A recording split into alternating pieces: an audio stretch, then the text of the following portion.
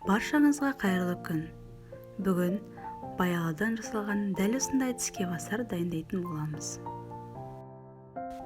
Ең алдымен баялдымызды жақсылап жуып, тазалап, керек емес жерлерін алып тастап, ұзыннан дәл осылай турайтын боламыз. Қатты ондай қалың да емес, жұқа да емес, орташа қалыңдықта шығуы тиіс.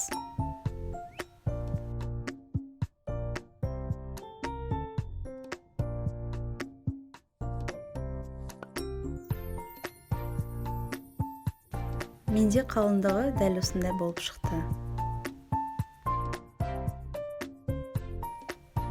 Енді баялдыны дәл осылай екі жағынан жақсылап тұздап шығатын боламыз. Барлығы тұздалып дайын болды. Енді салмасын дайындаймыз. Ол үшін майонезге бір дана сарымсақ қосамыз. Жақсылап араластырып дайындап қоямыз. Енді баялдымызды жақсылап қызып тұрған отта екі жағынан жақсылап қуырып алатын боламыз. Барлығын дәл осылай қуырып алатын боламыз. Баялдымызды жақсылап жинайтын боламыз. Оның үстіне майонезіміз жағып, немесе қаймақ жағуға болады. Және де қызанақ және көк шөпті ортасына салып, дәл осылай видеодағыдай жақсылап орап дайындайтын боламыз.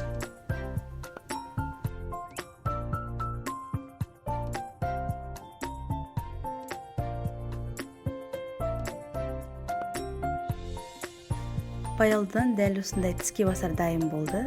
Барлығыңызға ас болсын.